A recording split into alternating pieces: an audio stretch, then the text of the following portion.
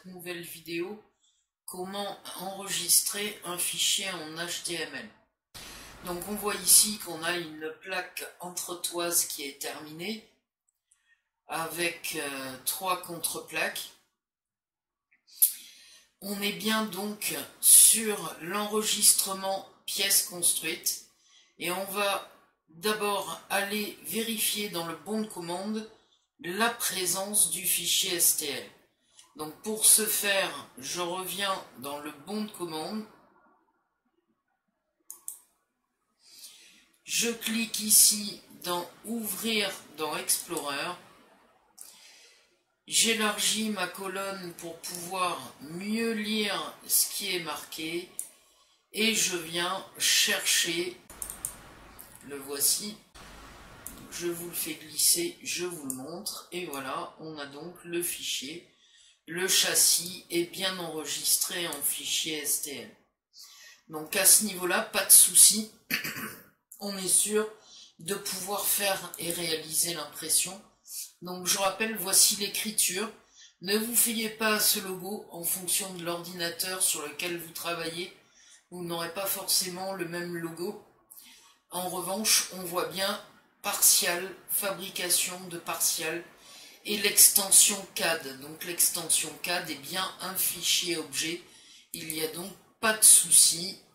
On sait que c'est notre fichier STL. Ce fichier STL, on va l'envoyer maintenant en HTML. Donc je ferme la fenêtre, je reviens où j'en étais et on va tout simplement revenir sur le bon de commande et cliquer sur CAO. La page s'ouvre, on voit bien que le modèle est nu, il va donc falloir maintenant aller importer notre pièce STL. Je vous conseille de passer par le mode expert. Outils, la boîte d'outils est assez longue et on lit ici ajouter ou supprimer des objets.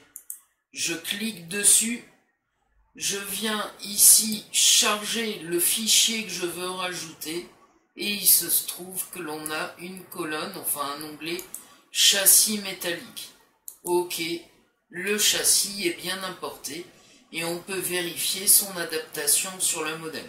Avant de transformer, enfin d'exporter ce fichier en HTML, on va bien vérifier la faisabilité et vérifier tous les critères de réussite de notre châssis métallique.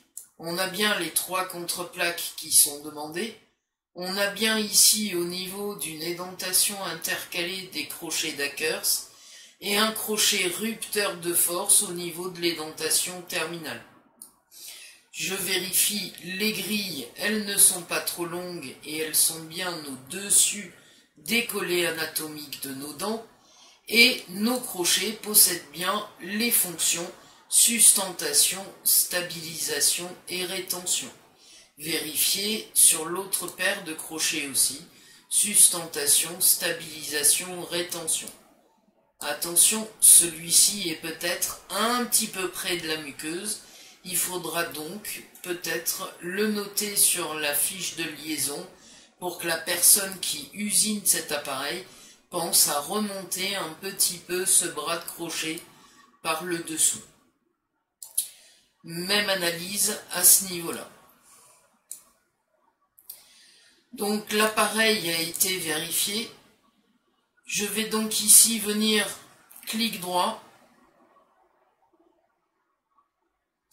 enregistrer la scène sous, et surtout à ce niveau-là, vous n'oubliez pas de cocher l'onglet HTML. Et vous pouvez même renommer, c'est même indiqué fortement, le fichier à votre nom. On va donc mettre Papim contre-plaque HTML et je fais donc enregistrer. Le logiciel vous demande si vous voulez enregistrer seulement les objets visibles. Attention, s'il y a un antagoniste, vous cliquez sur non pour que l'antagoniste apparaisse. Là en revanche, il n'y a pas d'antagoniste, donc je mets oui. ça me suffit largement. Je clique sur continuer et je laisse le logiciel calculer avec ses algorithmes.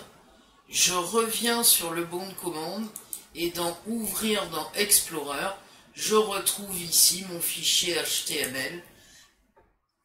Je vous le refais glisser, donc le voici. Et le fichier est parfaitement évaluable et transmissible. Intéressant aussi pour communiquer avec les praticiens. Est-ce que je le lance en production? Est-ce que le design vous convient? Est-ce que vous voulez que je change les crochets? Voilà, donc c'est une boîte de dialogue ouverte. Vous avez des petits onglets ici, si vous voulez voir par exemple l'intrado de votre dispositif médical sur mesure, et ainsi de suite. Merci d'avoir regardé cette vidéo et je vous souhaite une bonne continuation. Au revoir.